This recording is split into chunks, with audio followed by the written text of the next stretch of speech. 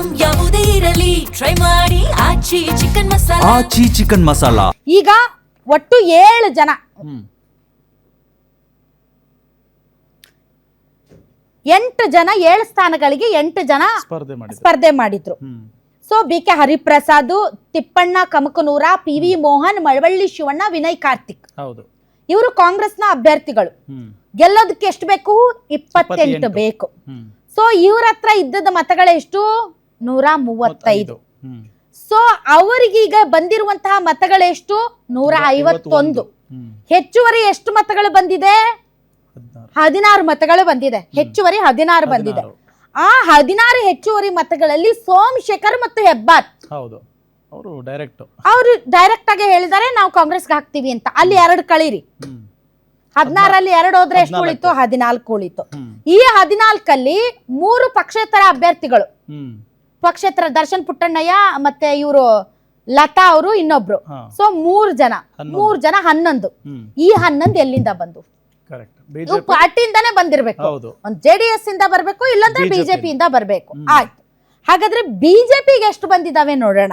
So ಬಿಜೆಪಿಗೆ ಎಷ್ಟು ಬಂದಿದ್ದಾವೆ? ಬಿಜೆಪಿ ಹತ್ರ ಇರುವಂತಹ ಮತಗಳೆಷ್ಟು? ಒಟ್ಟು 62. ಆಯ್ತಾ? 62ರಲ್ಲಿ ರೆಡ್ಡಿದೊಂದು ಸೇರಿಸ್ಕೊಳ್ಳಿ, ರೆಡ್ಡಿದೊಂದು ಸೇರಿಸ್ಕೊಳ್ಳಿ ಮತ್ತು ಯತ್ನಾಳ್ದು ಸೇರಿಸ್ಕೊಳ್ಳಿ. ಯಾಕಂದ್ರೆ ರೆಡ್ಡಿ ಮತ್ತೆ ಯತ್ನಾಳು ಅವ್ರು ಕ್ರಾಸ್ ವೋಟಿಂಗ್ ಮಾಡೋರು ಅಲ್ಲ. ಅವ್ರು ಏನೇ ಇದ್ರು ಅವ್ರು ಬಿಜೆಪಿಗೆ ಹಾಕವ್ರೆ. ಅವ್ರು ಕಾಂಗ್ರೆಸ್ಗೆ ಹಾಕವ್ರ ಅಲ್ಲ. ಅವ್ರು ಬಿಜೆಪಿಗೆ ಹಾಕೋರು. ಸೊ ಅವ್ರಿಬ್ರದ್ದು ಸೇರಿಸಿದ್ರೆ 64 ಆಯ್ತು. ಇವ್ರಿಗೆ ಬಂದಿರೋ ಮತಗಳು ಎಷ್ಟು? 56. ಉಳಿದಿದ್ದೆಷ್ಟು? 8 ಮತಗಳು. ಆ 8 ಎಲ್ಲಿಗೆ ಹೋಯ್ತು? ಬಿಜೆಪಿ 8 ಎಲ್ಲೋದು? ಕ್ರಾಸ್ ವೋಟಿಂಗ್ ಆಯ್ತಾ ಅಂತ. ಎಲ್ಲೋದು? JDS ಹೋದ್ವಾ? JDS ಹೋಗಕ್ ಸಾಧ್ಯ ಇಲ್ಲ. ಯಾಕೆ ಅಂದ್ರೆ JDS ಲೆಕ್ಕ ನೋಡಿ, JDS ಇರೋದು ಒಟ್ಟು 18. ಅವ್ರು ಬಿದ್ದಿರೋದೆಷ್ಟು? 14. ಅವ್ರದೇ 4 ಕೋತ ಆಯ್ತಲ್ಲಿ. ಆ 4 ಮತ್ತೆ ಈ ಉಳಿದಿರೋ 8 4 12. ಅದ್ರಲ್ಲಿ ಒಂದು ಹಸಿಂದು 11. ಈ 11 ಕ್ರಾಸ್ ವೋಟಿಂಗ್ ಆಗಿದೆ. ಈ 11 ಕ್ರಾಸ್ ವೋಟಿಂಗು ಏನಾಗಿದೆ? ಅದರಲ್ಲಿ ಬಿಜೆಪಿ ಎಷ್ಟದಾವ ಮತ್ತು JDS ಎಷ್ಟಿದಾವೆ? ಆಯ್ತು, ಬಿಜೆಪಿ ಅವ್ರು JDSಗೆ ಹಾಕಿದಾರೆ ಅಂತ ಇಟ್ಕೊಳ್ರಿ. ಯಾಕೆ ಹಾಕ್ತಾರೆ? ಹಾಕಕ್ ಚಾನ್ಸ್ ಇಲ್ಲ. ಯಾಕೆ ಅಂದ್ರೆ ಇವರು ಬಿಜೆಪಿ ಅವರು ನಮ್ಮ ಅಭ್ಯರ್ಥಿಗೆ ನೀವು 60 ಓಟ್ ಯಾಕಂತ ಹಾಕ್ರಿ ಅಂತ ಅಂದಿದ್ದು. ಅವ್ರು 60 ಹಾಕಿಲ್ಲ, ತಮ್ಮ ಅಭ್ಯರ್ಥಿಗೆನೆ 56 ಹಾಕಿದ್ದಾರೆ. ತಮ್ಮ ಅಭ್ಯರ್ಥಿಗೆನೆ 56 ಹಾಕಿದ್ದಾರೆ. ಇವ್ರು ಫಸ್ಟ್ ಪ್ರಯಾರಿಟಿ ಯಾರು? ತಮ್ಮ ಅಭ್ಯರ್ಥಿಗಳಲ್ವಾ? ಫಸ್ಟ್ ಪ್ರಯಾರಿಟಿ ತಮ್ಮ ಅಭ್ಯರ್ಥಿಗಳಿಗೆ ಹಾಕಿ ಉಳಿದಿದ್ದು ಬೇಕಾದ್ರೆ ಅವ್ರು JDSಗೆ ಹಾಕೋರಿದ್ರು. ಕರೆಕ್ಟಾ? ತಮ್ಮ ಅಭ್ಯರ್ಥಿಗೆ ಹಾಕಿಲ್ಲ. ಅವ್ರು 60 30 ಹಾಕ್ರಿ ಅಂದಿದ್ರು. ಈ ಒಂದಕ್ಕೆ 27 29 56 ಹಾಕಿ ಇನ್ನು ಉಳಿದಿದ್ 4 ಇಲ್ಲ. ಎಲ್ಲೋದು? ಬಿಜೆಪಿಯಿಂದ ಕಾಂಗ್ರೆಸ್ ಹೋಯ್ತಾ ಅಂತ ಐ ಡೋಂಟ್ ನೋ. ಇದು ಈಗಿರುವಂತ ಅತಿ ದೊಡ್ಡ ಪ್ರಶ್ನೆ. ಸೊ ಇದರ ಪರಿಣಾಮಗಳ ಬಗ್ಗೆ ನಾವು ಯೋಚನೆ ಮಾಡಬೇಕಾಗಿದೆ. ಇದ್ರ ಪರಿಣಾಮ ಏನು? ವಾಟ್ ಇಸ್ ದಿ ಇಂಪ್ಯಾಕ್ಟ್ ಪಕ್ಷದಿಂದ ಪಕ್ಷಕ್ಕೆ? ಬಿಜೆಪಿಯಲ್ಲೂ ಹಿಂಗಾಗೋದಕ್ಕೆ ಸಾಧ್ಯನಾ? ಅದೇ ನನಗೆ ಆಶ್ಚರ್ಯ ಆಗ್ತಾ ಇರೋದು. ಒಂದು ಶಿಸ್ತಿನ ಪಕ್ಷ ನೋಡಿ. ನೀವು ನಾನು ಹೇಳಿದ್ನಲ್ಲ ನನ್ನ ಇಂಟ್ರೊಡಕ್ಷನ್ ಅಲ್ಲೇ, ಎಲ್ಲಾ ಪಾರ್ಟಿಗಳನ್ನ ಈಗ ಅಲ್ಲಿ ನಿತೀಶ್ ಕುಮಾರ್ ಕತೆ ಏನಾಯ್ತು? ಪಶ್ಚಿಮ ಬಂಗಾಳದಲ್ಲಿ ದೀದಿ ಕತೆ ಏನಾಯ್ತು? 2 ಭಾಗ ಆಯ್ತು. ದೊಡ್ಡ ಭಾಗನೇ ಹೋಯ್ತು. ಆ ಪಾರ್ಟಿ TMC ಅನ್ನೋ ಪಾರ್ಟಿನೇ ಹೋಯ್ತು ಆ ಕಡೆ. ಯಾಕಂದ್ರೆ 2/3 ಏನು ಮೆಂಬರ್ಸ್ ಯಾರು ಇರ್ತಾರೆ ಅವ್ರದೇ ಪಕ್ಷ ಆಗುತ್ತೆ. ಸೊ ದೊಡ್ಡ ಭಾಗನೇ ಹೋಗಿ ಯಾವ್ದೋ ಒಂದು, ನನ್ಗೆ ಆ ಪಕ್ಷದ ಹೆಸರೇ ಗೊತ್ತಿಲ್ಲ, ಆ ಪಕ್ಷದ ಜೊತೆ ಮರ್ಜ ಆಗ್ಬಿಟ್ಟಿದೆ.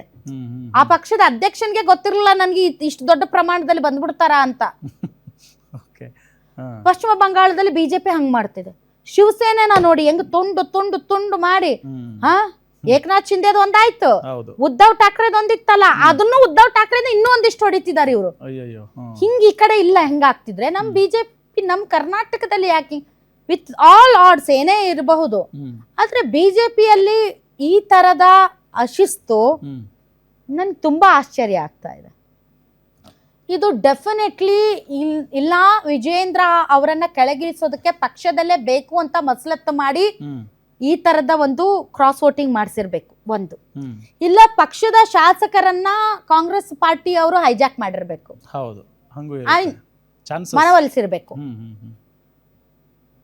ಇನ್ನೊಂದು ಕಡೆ ಜೆಡಿಎಸ್ ಅಲ್ಲಿ ಕುಮಾರಸ್ವಾಮಿ ಅವರು ನಿಜಕ್ಕೂ ಇದನ್ನ ಗಂಭೀರ ಒಂದು ವೇಳೆ ಬಿಜೆಪಿ ಅವ್ರು JDS ಗೆ ಓಟ್ ಹಾಕಿದ್ರು ಅಂತಾನೆ ಇಟ್ಕೊಳ್ಳಿ. ಹ್ಮ್ ಈಗ ಬಿಜೆಪಿ ಎಷ್ಟು ಉಳಿದು 8 ಮತಗಳು. 8 ಮತಗಳು 8 ಮತಗಳು ಈ ಕಡೆ ಹಾಕಿದ್ರಿ ಅಂತಾನೆ ಇಟ್ಕೊಳ್ರಿ. ಹ್ಮ್ ಹ್ಮ್ ಹ್ಮ್ ಹಾಗಾದ್ರೆ JDS ಇಂದ ಅಷ್ಟು ಜನ ಈ ಕಡೆ ಬಂದಂಗ ಆಯ್ತು. 14ರಲ್ಲಿ 8 ಕಳೆದ್ರೆ ಎಷ್ಟು ಉಳಿತು? ಹ್ಮ್ 6 ಅಷ್ಟೇ. 6 + 4 10. ಈ ಕಡೆ 11 ಜನ ಈ ಕಡೆ ಎದ್ರು ಅಂತ ಅರ್ಥನಾ? ಹೌದು ಹಂಗೆ JDSದು 11 ಜನ ಅಂದ್ರೆ ನಾನು ಹೇಳೋದು ಇದು ಗೊತ್ತಿಲ್ಲ ನಮ್ಗಿನ್ನು ಎಲ್ಲಿ ಕ್ರಾಸ್ ವೋಟಿಂಗ್ ಆಗಿದೆ ಅಂತ. ಬಟ್ JDS ಕುಮಾರಸ್ವಾಮಿ ಅವರು ಆತ್ಮಾವಲೋಕನ ಮಾಡ್ಕೊಳ್ಬೇಕಾದಂತಹ ಅವಶ್ಯಕತೆ ಇದೆ ಇಲ್ಲಿ. ನಿಮ್ ಶಾಸಕರು ಯಾಕೆ, ಅವ್ರ ಮನ್ಸಲ್ಲಿ ಏನಿದೆ, ಮೈತ್ರಿ ಬಗ್ಗೆ ಅವ್ರಿಗೆ ಏನಾದ್ರೂ ಸಂಶಯ ಇದೆಯಾ, ಅಥವಾ ಅವ್ರಿಗೆ ಕಾಂಗ್ರೆಸ್ ಬಗ್ಗೆ ಅತ್ಯಂತ ಒಲವು ಯಾಕೆ, ಮುಂದಿನ ದಿನಗಳಲ್ಲಿ ಅವ್ರು ಯಾರು, ಅವ್ರಿಗೆ ಬೇಕಾಗಿರೋದು ಏನು ಅಂತ ಕುಮಾರಸ್ವಾಮಿ ಅವರು ತಮ್ಮ ಒಂದು ಪಕ್ಷದ ಶಾಸಕರು ಅಲ್ಲ ನೆನ್ನೆವರೆಗೂ ಒಟ್ಟಿಗೆ ಇದ್ರಲ್ಲ ನೀವೆಲ್ಲ. ನಿಜ, ನೆನ್ನೆವರೆಗೂ ಒಗ್ಗಟ್ಟಾಗಿದ್ರಲ್ಲ ನೀವು. ಮೀಟಿಂಗ್ ಎಲ್ಲ ಮಾಡಿದ್ದಾರೆ. GT ದೇವೇಗೌಡರು ಒಬ್ರು ಬಿಟ್ಟು ಮತ್ತೆ ಹನೂರ್ ಮಂಜುನಾಥ್ ಒಬ್ರು ಬಿಟ್ಟು ಇನ್ ಎಲ್ಲರೂ ಇದ್ರಲ್ಲ.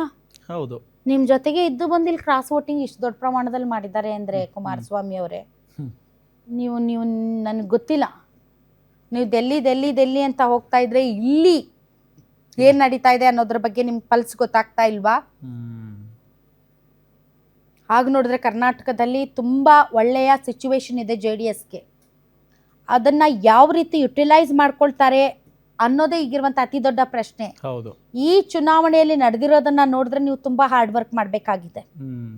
ನಿಮ್ಮ ನಂಬರ್ಸ್ನ ಗಟ್ಟಿ ಮಾಡ್ಕೋಬೇಕಾಗಿದೆ. ಇವತ್ತು ಕ್ರಾಸ್ ವೋಟಿಂಗ್ ಮಾಡಿದ ಮಾತ್ರಕ್ಕೆ ನಾಳೆ ನಿಮ್ಮನ್ನು ಬಿಟ್ಟು ಹೋಗ್ತಾರೆ ಅಂತ ನಾನು ಹೇಳ್ತಾ ಇಲ್ಲ. ಬಟ್ ಅದರ್ವೈಸ್ ಆಲ್ಸೋ ನಿಮ್ಮನ್ನು ನೀವು ಸ್ವಲ್ಪ ಕ್ರಾಸ್ ಚೆಕ್ ಮಾಡ್ಕೋಬೇಕು.